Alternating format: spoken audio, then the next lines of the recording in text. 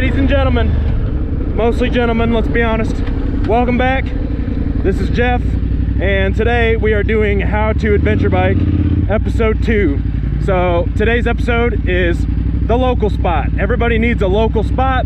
It needs to be a couple things to consider. Probably should be close to your house, should be easily accessible, should not be illegal to ride. It's nice if it's open, and it's nice if it has like maybe some obstacles and hills and stuff you can just practice drills and stuff on. Also helps if it has I better watch where I'm going, but it's nice if it has a good view. So that's what we're doing today. We're gonna go out here, we're gonna practice some stuff, and I'm just making my way to the local spot, and let's have some fun. Yee-yee.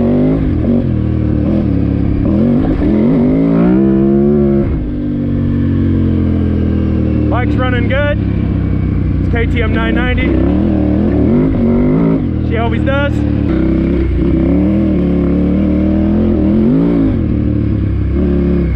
Okay, so this is kind of my little practice spot.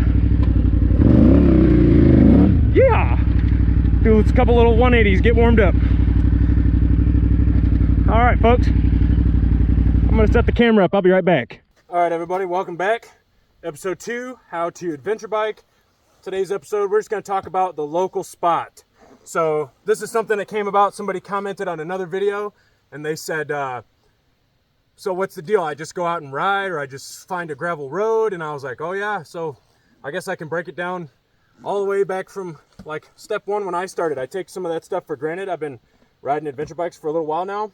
So a good thing that you should have is a local spot. Everybody kind of needs a local spot. And what I mean by that is somewhere you can go that's near home, so you can practice there often, easily accessible.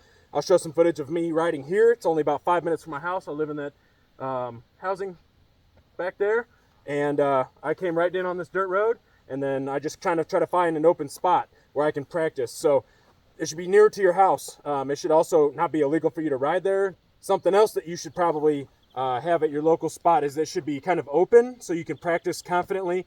And also it's nice if it has like a couple little obstacles. So I've got hills here, jumps here, I mean, you name it. This is kind of just like a big giant dirt playground. So this is where I practice my local stuff.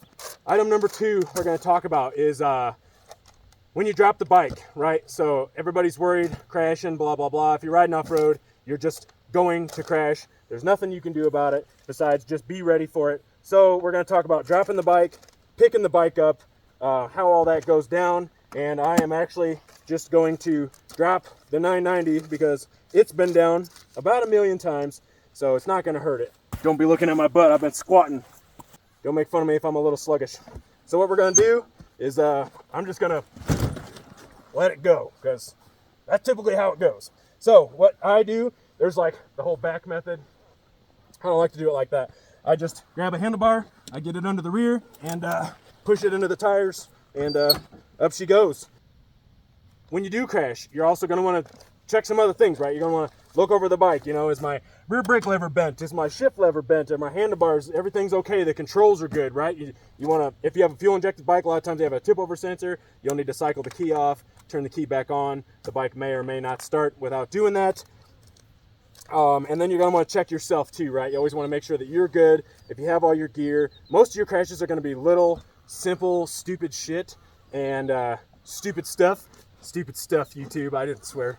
You're gonna have little stupid stuff, so it's always gonna be, I guess I could just go and start demonstrating, but let me check a couple things so I can demonstrate a few things at once. Okay, so you're gonna drop the bike, right? Let's see here. Let's just start winging shit. Here we go. Let's get 2 cameras going. I left the bike in gear. So a lot of times, well, I'll switch to this audio now, hopefully it's better. A lot of times your tip overs are going to be little tiny silly stuff like this, and I don't crash on purpose, but I have crashed a lot, so hopefully this looks like a professional crash. You're going to come around and you're going to go like this, and then you're going to stop and then not be able to touch, right? Oh, that was perfect because I'm actually kind of hung up, so I'm holding the clutch in, right? And the bike's tall.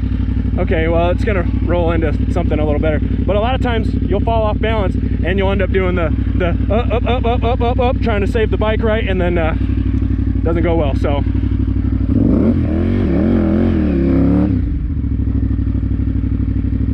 that's going to happen. And most of your crashes, especially when you start, are going to be little silly stuff. You're going to fall over.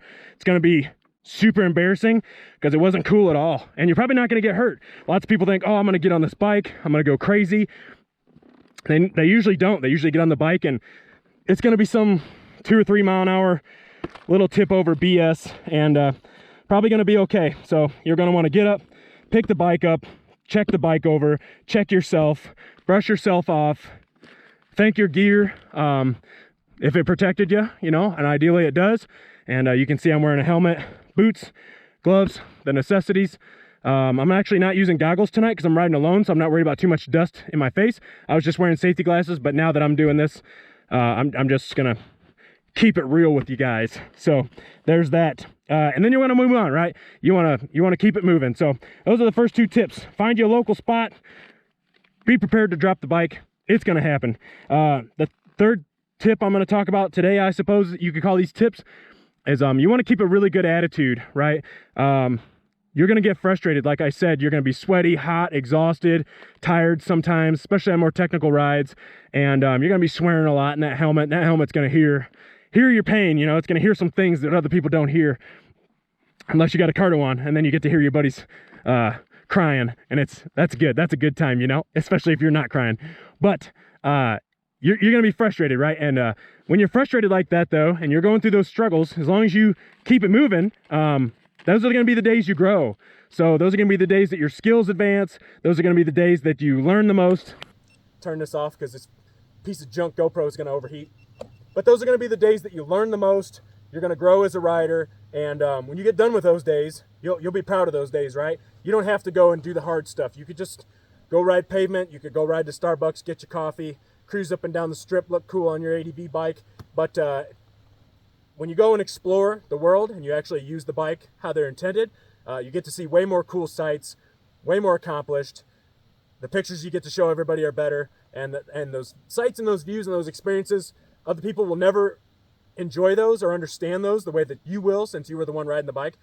But they'll be important to you, and you'll be proud that you did those things. So that is tip number 3 is going to be your attitude. You know, stay positive, always be open to learn, listen to tips and tricks. Go on the rides where you're the worst rider. That's a great tip, actually. That was something that I did a lot when I was getting into riding, and I still try to. I try to find more and more advanced riders all the time, and you want to learn from those guys, right? If you're the worst guy on the ride, you're going to be the guy that probably improved the most that day. And usually the good riders don't care if they have to wait a little bit on you, and they don't care if you're struggling, and they want to see you succeed as well. And if you are succeeding, they're going to be pumped, and they're going to support you. They're going to push you to do better, and you're just going to grow more and more and more. And eventually you'll be one of the fast guys, and you'll be waiting, and you'll understand that patience.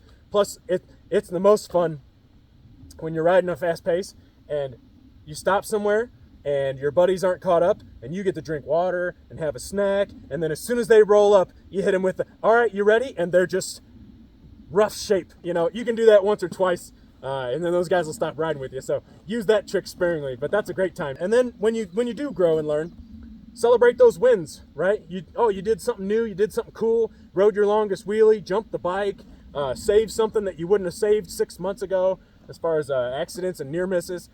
Celebrate those wins, you know. Go have you a beer, buy you a part for the bike, buy some new safety gear, ideally not because you broke something, but you know, celebrate those wins and treat yourself and treat the bike well, and the bike will treat you well back. So what you don't want to do is what you do want to do. Let's talk about what we do want to do. I'm not being negative. I just talk about attitude. What are we doing? What are we doing? So something that catches people off guard, I feel like, when they get on an adventure bike, by the way, because I'm ADHD, well, how's this red, white, and blue Troy Lee? That's pretty good, huh? Something that catches people off guard when they first start riding adventure bikes is the bike moves a lot. Or dual sport, right? Like, whatever, right? If you've been a road rider your whole life and you just got your first dual sport, you just got your first adventure bike, you go off-road, the bike's moving around, you're like, whoa, right? The bike doesn't move around much on pavement. That's not something you're used to. So when you're on the front brakes, it's gonna do stuff. When you're on the rear brakes, it's gonna do stuff. And I guess now is a good time that we should demonstrate what the bike is gonna do. Hopefully all that stuff was in picture, because that worked out pretty good. Pretty proud of that. I like pointing at this camera. This is like a new camera angle for me. I'm digging this. I like point. You guys, listen up. Okay, so I'm gonna turn around. Camera for audio, and I'm gonna do like a rear brake. So I'll come back here and lock the rear. See the bike sliding around? Bike slides around a lot. Like, that is definitely not a straight line. It falls into valleys. That's gonna happen on the pavement. That'll happen too if you lock the tire, but off-road it's gonna happen a lot. And it happens when you're going forward, it happens when you're going reverse, and the bike is just going to move. Oh, beer bottle, sorry. I'll watch out for the beer bottles. Bunch of drunk side-by-side riders out here. The bike's gonna move around a lot. You saw on the power, right, the rear steps out. You saw the rear braking, the rear slides around. The front will do that too. I can dive the front, and then usually it'll push like so. Oh, the clutch, I got it in gear. It'll start diving, and then it'll wash out the front one way or the other. You're only gonna do that a few times, and you'll get used to it. You just have to trust that the bike, the geometry of the suspension, the rake, the trail, and everything, the bike wants to stay up. If you ever watch MotoGP or any sort of like sport bike racing, it happens a ton then. They crash, fall off the bike, and off it goes, right? Riding forever, all by itself. The bikes are designed to stay up. There's a bunch of gyroscopic effect from the wheels and tires. Even the engine has some gyroscopic effect, and the bike wants to stay up. So you kind of got to let it do its thing. You don't want to tense up and try to hold everything tight. It's not going to go well. You need to stay loose on the bike, and you need to let it do its thing. So I guess I can turn that off. Pretty nice sunset. I got a little bit till sunset, but beautiful out here in Nevada. Beautiful. So if you guys don't know who B-Rad is, go check his channel out. He's cool, dude. So this is a drill he showed me a long time ago, and it's great for getting clutch control down. So I'm gonna let off the brakes, and I'm gonna use the clutch to stop the bike. See how I'm rolling? So I can stop it with the front brakes. But as the hill gets steeper, right, I can pull the bike. Right, see the front tire's not moving? Well, if this hill is steeper, it'll pull itself. So the rear brake, if you're going downhill, is the brake with all the traction. I got the rear brake on, right? I can't move the bike now because that's the loaded tire, let's call it. But if the obstacles are crazy. Okay, we're back. Where were we? So if I got my foot on the rear brake, I can't move the bike, right? That's the loaded tire, pretty hefty. But let's say I'm on a steep hill and I got my feet and I'm terrified, right? Ah, shit, and the bike's rolling. What you need to do is you're gonna use the clutch as your brake by applying power to the rear tire. So this is what we would do, and then let it roll. And then this is a clutch drill, and you don't wanna do this all day, because you're gonna burn up your clutch.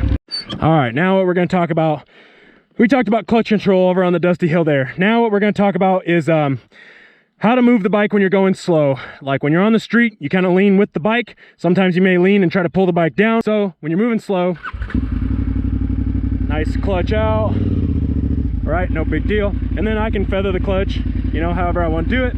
And like I want to turn sharp left, right? A lot of people do, they try to keep the bike upright, and you just can't turn the bike. You need to lean the bike like this. See, my left foot is basically off the peg there. You don't even really need it on the peg. The outside foot is loading the bike, and that's something that you want to focus on, right? So I can lean this bike pretty far,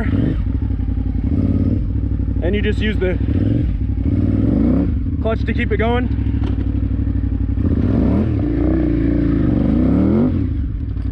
And so there's the front brake slide. I wanted to kind of lock that tire up so you guys can see how it'll push when you're heavy on the brakes. Front brake sliding, don't suggest it. Doesn't even look cool. Feels sketchy. Doesn't look cool. Threshold braking on the front, that's what you want. So there's some other things to consider when you're moving slow like that. You watch, I'm keeping my body pretty perpendicular to the earth, right? My knees are open, my body's perpendicular to the earth, but the bike is not. And you can do whatever with this inside foot, doesn't even need to be on the bike. Nice easy front brake, stay centered, no big deal. So those are some easy drills that you guys can go and practice when you're first getting into riding. Let's turn that off. So go get you guys a local spot. Get ready to crash. Not bad. You probably have some, it's just gonna be a bunch of stinking tip overs, right? It's not gonna be anything bad. You're gonna have some fall overs. It's gonna be embarrassing. And there's a rule, like the more people that can see you, your likelihood of crashing goes up like exponentially. So don't be trying to show off in front of a crowd if you ain't got it, because you're going down. And when nobody's around, you'll pull off the most amazing stuff.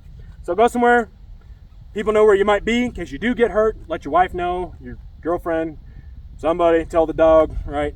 And go and have fun.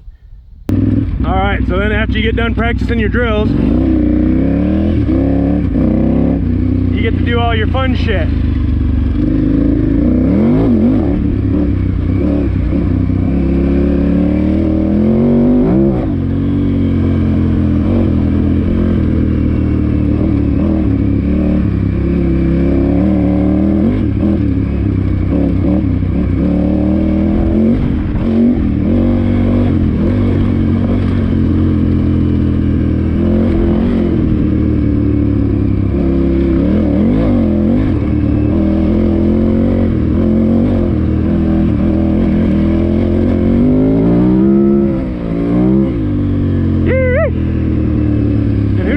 Sliding the big bike, you know?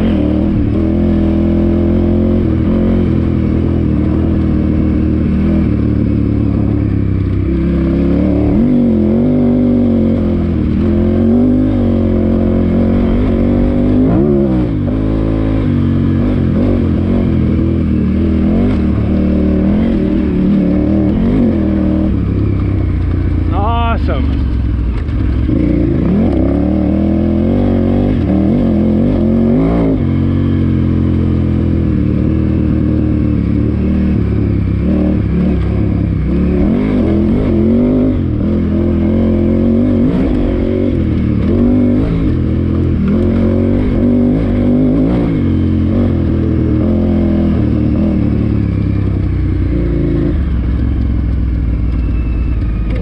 Good day. It is beautiful out tonight. Look at this golden hour.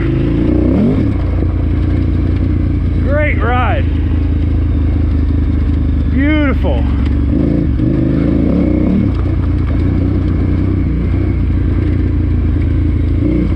Stay in those ruts.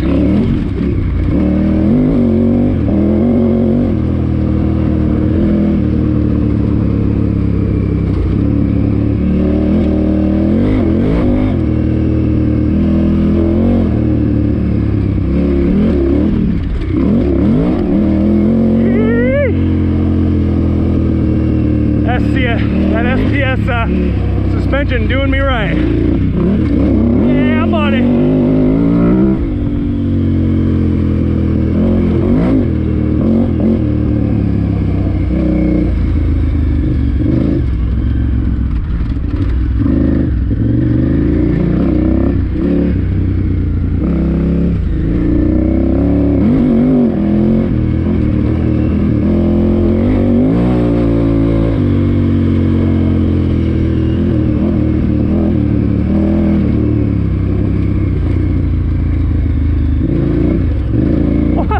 Big slide. You gotta watch those ruts.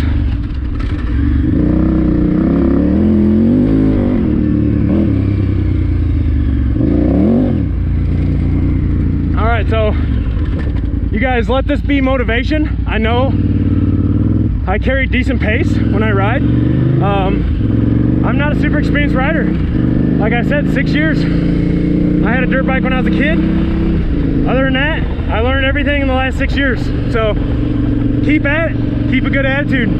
You'll learn those hard days, They're the best. They make you better. You'll look back and laugh. They'll be hilarious. So, again, I got a little bit of a pavement jaunt home. I didn't take the back way into the neighborhood. I took the pavement way. So, it's gonna be boring. You guys have a great night. Thanks for watching. Tune in for the next episode. I got some more tips coming from you. We'll talk about navigation, how I know where I'm going, my GPS mount, don't mind the rubber, the electric tape, keeps it from bouncing around. And thanks again. You guys have a great night.